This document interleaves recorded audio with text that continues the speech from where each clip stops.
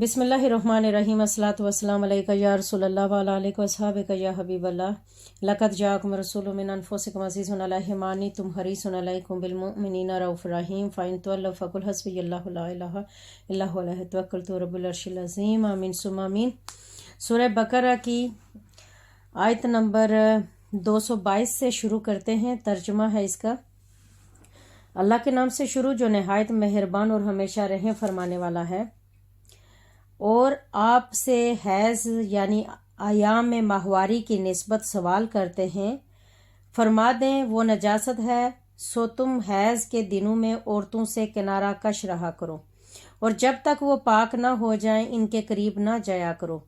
और जब वो खूब पाक साफ हो जाएं तो जिस रास्ते से अल्लाह ने तुम्हें इजाज़त दी है इनके पास जाया करो। बेशक अल्लाह बहुत तौबा करने वालों से मोहब्बत फरमाता है, खूब पाकीज़गी इख्तियार करने वालों से मोहब्बत फरमाता है। तुम्हारी औरतें तुम्हारी खेतियां हैं, पस तुम अपनी खेतियों में जैसे चाहो आओ, और अपने लिए आइंदा का कुछ सामान कर लो, और अल्लाह का तकवा इख्तियार करो। जान लो कि तुम इसके हुजूर पेश होने वाले हो।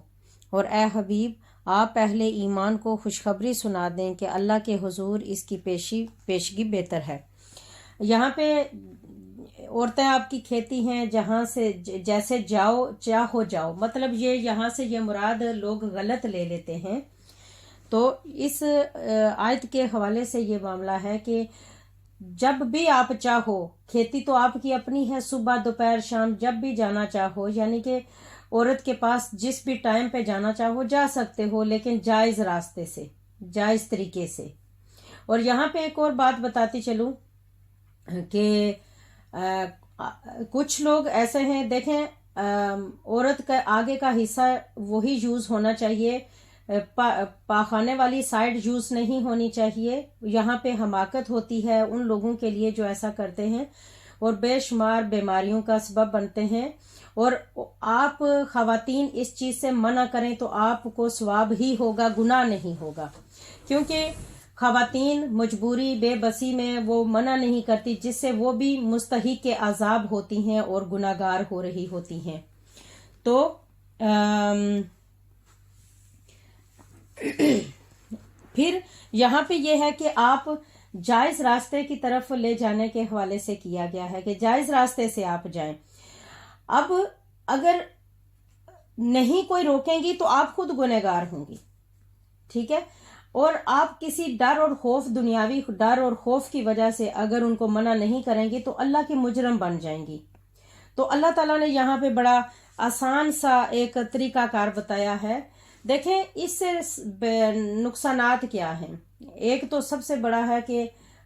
उम्मत हुजूर सल्लल्लाहु अलैहि वसल्लम के इजाफे की बाइस की नीयत से जो हम आगे बढ़ रहे हैं, दुनिया को बढ़ा रहे हैं, उसमें भी कमी आ जाएगी। उसके अलावा बहुत सारी बीमारियां लगने का खतरा होता है।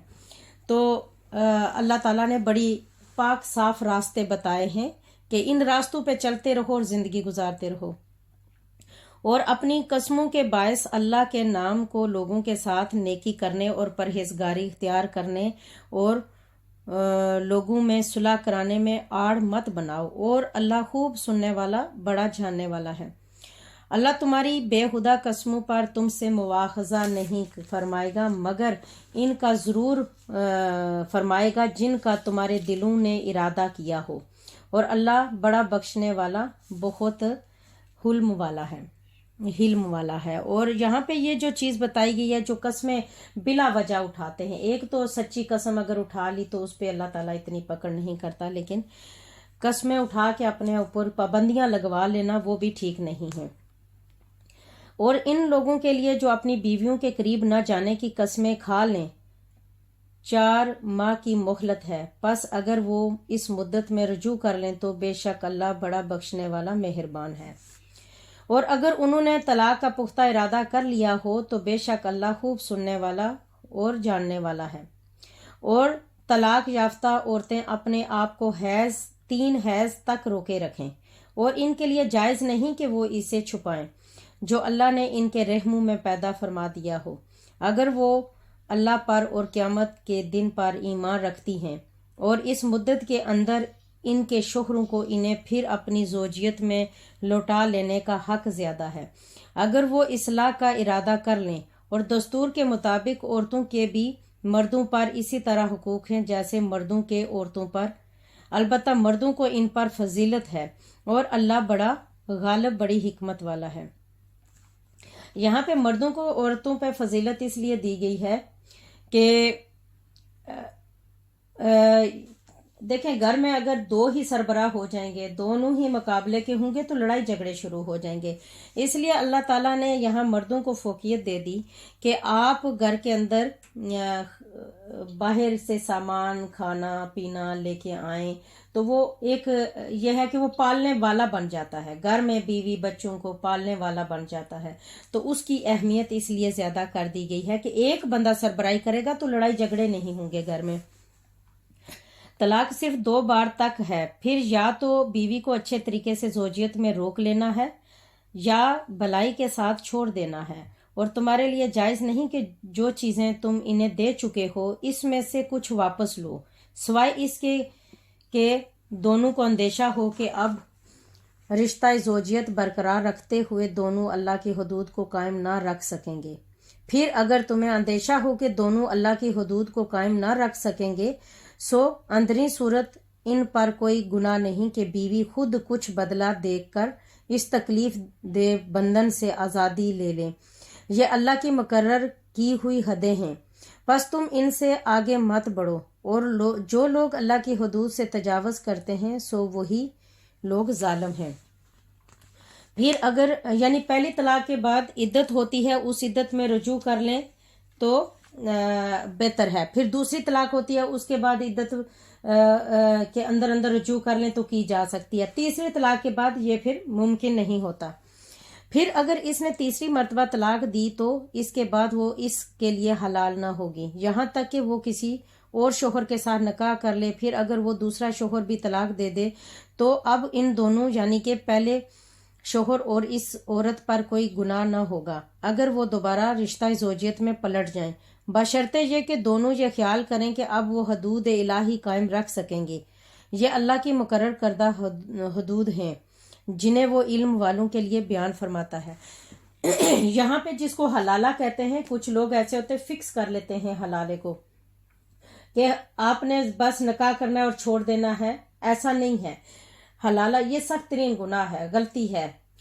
اب یہاں پہ یہ ہوتا ہے کہ آپ پورے طریقے سے شادی کریں، پورے طریقے سے زندگی گزاریں، اگر وہ فوت ہو جاتا ہے یا وہ خود جان کے خود طلاق دیتا ہے تو تب جا کے آپ پہلے شوہر سے شادی کر سکتے ہیں،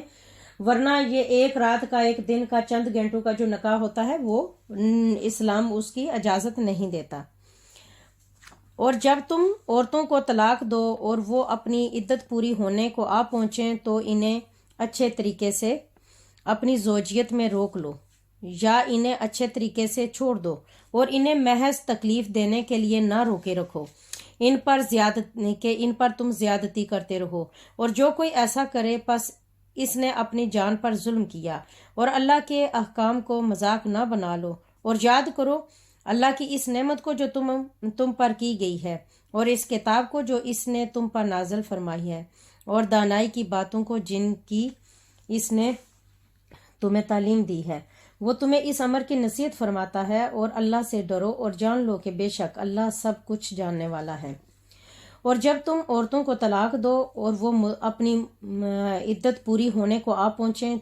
تو جب وہ شرعی دستور کے مطابق باہم رضامند ہو جائیں تو انہیں اپنے پرانے یا نئے شوہروں سے نکاح کرنے سے مت روکو۔ اس شخص کو اس امر کی نصیحت کی جاتی ہے جو تم میں سے اللہ پر اور یوم قیامت پر ایمان رکھتا ہو، یہ تمہارے لیے بہت ستھری اور نہایت پاکیزہ بات ہے، اور اللہ جانتا ہے اور تم بہت سی باتوں کو نہیں جانتے۔ اور مائیں اپنے بچوں کو پورے 2 برس تک دودھ پلائیں، یہ حکم اس کے لیے ہے جو دودھ پلانے کی مدت پوری کرنا چاہے، اور دودھ پلانے والی ماؤں کو کھانا اور پہننا دستور کے مطابق بچے کے باپ پر لازم ہے۔ کسی جان کو ان کی طاقت سے بڑھ کر تکلیف نہ دی جائے، اور نہ ماں کو اس کے بچے کے باعث نقصان پہنچایا جائے، اور نہ باپ کو اس کی اولاد کے سبب سے اور وارثوں پر بھی یہی حکم عائد ہوگا۔ اور پھر اگر ماں باپ دونوں باہمی رضامندی اور مشورے سے 2 برس تک پہلے ہی دودھ چھڑانا چاہیں تو ان پر کوئی گناہ نہیں۔ اور پھر اگر تم اپنی اولاد کو دایا سے دودھ پلوانے کا ارادہ رکھتے ہو تب بھی تم پر کوئی گناہ نہیں، جبکہ جو تم دستور کے مطابق دیتے ہو انہیں ادا کر دو اور اللہ سے ڈرتے رہو، اور یہ جان لو کہ بے شک جو کچھ تم کرتے ہو اللہ اسے خوب دیکھنے والا ہے۔ اور تم میں سے جو فوت ہو جائیں اور اپنی بیویاں چھوڑ جائیں تو وہ اپنے آپ کو 4 ماہ 10 دن تک انتظار میں روکے رکھیں۔ پھر جب وہ اپنی عدت پوری ہونے کو آ پہنچیں پھر جو کچھ وہ شرعی دستور کے مطابق اپنے حق میں کریں تو یہ اس معاملے میں کوئی مواخذہ نہیں، اور جو کچھ تم کرتے ہو اللہ اس سے اچھی طرح خبردار ہے۔ اور تم پر اس بات میں کوئی گناہ نہیں کہ دوران عدت بھی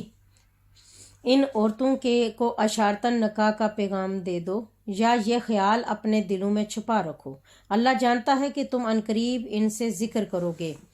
اور مگر ان سے خفیہ طور پر بھی ایسا وعدہ نہ لو سوائے اس کے کہ تم فقط شریعت کی رو سے کنایتاً معروف بات کہہ دو، اور اس دوران عقد نکاح کا پختہ عزم نہ کرو یہاں تک کہ مقررہ عدت اپنی انتہا کو پہنچ جائے، اور جان لو کہ اللہ تمہارے دلوں کی بات کو بھی جانتا ہے، تو اس سے ڈرتے رہا کرو، اور یہ بھی جان لو کہ اللہ بڑا بخشنے والا بڑا حلم والا ہے۔ تم پر اس بات میں کوئی بھی گناہ نہیں کہ اگر تم نے اپنی منکوحہ عورتوں کو ان کے چھونے یا ان کے مہر مقرر کرنے سے پہلے ہی طلاق دے دی ہے تو انہیں ایسی صورت میں مناسب خرچہ دے دو۔ وسعت والے پر اس کی حیثیت کے مطابق لازم ہے، اور تنگ دست پر اس کی حیثیت کے مطابق بہر طور یہ خرچہ مناسب طریقے پر دیا جائے، یہ بھلائی کرنے والوں پر واجب ہے۔ اور اگر تم نے انہیں چھونے سے پہلے طلاق دے دی اور تم ان کا مہر مقرر کر چکے تھے تو اس مہر کا جو تم نے مقرر کیا تھا نصف دینا ضروری ہے،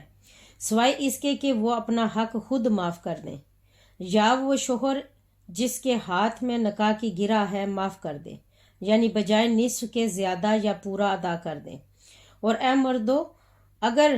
تم معاف کر دو تو یہ تقوی کے قریب تر ہے، اور کشادگی کے ان لمحات میں بھی آپس میں احسان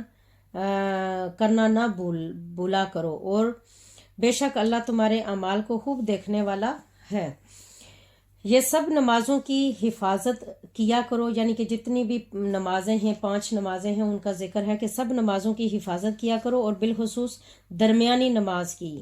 اور اللہ کے حضور سراپا ادب اور نیاز بن کر قیام کیا کرو۔ پھر اگر تم حالت خوف میں ہو تو پیادہ یا سوار جیسے بھی ہو نماز پڑھ لیا کرو۔ پھر جب تم حالت امن میں آ جاؤ تو انہی طریقوں پر اللہ کی یاد کرو جو اس نے تمہیں سکھائے ہیں، جنہیں تم پہلے نہیں جانتے تھے۔ اور تم میں سے جو لوگ فوت ہوں اور اپنی بیویاں چھوڑ جائیں ان پر لازم ہے کہ مرنے سے پہلے تم اپنی بیویوں کے لیے انہیں 1 سال تک کا خرچہ دینے اور اپنے گھر والوں سے نہ نکالے جانے کے وصیت کر کے جائیں، یعنی کہ اگر بندہ قریب المرگ ہے تو وہ پہلے سے گھر والوں کو بتا دیں کہ میری بیوی کا خرچہ 1 سال کا میں دے کے جا رہا ہوں اور اس بیوی کو آپ اس گھر سے نہ نکالیے گا۔ پھر اگر وہ خود اپنی مرضی سے نکل جائیں تو دستور کے مطابق جو کچھ بھی وہ اپنے حق میں کریں تم پر اس معاملے میں کوئی گناہ نہیں، اور اللہ بڑا غالب بڑی حکمت والا ہے۔ اور طلاق یافتہ عورتوں کو بھی مناسب طریقے سے خرچہ دیا جائے، یہ پرہیزگاروں پر واجب ہے۔ اسی طرح اللہ تمہارے لیے اپنے احکام واضح فرماتا ہے تاکہ تم سمجھ سکو۔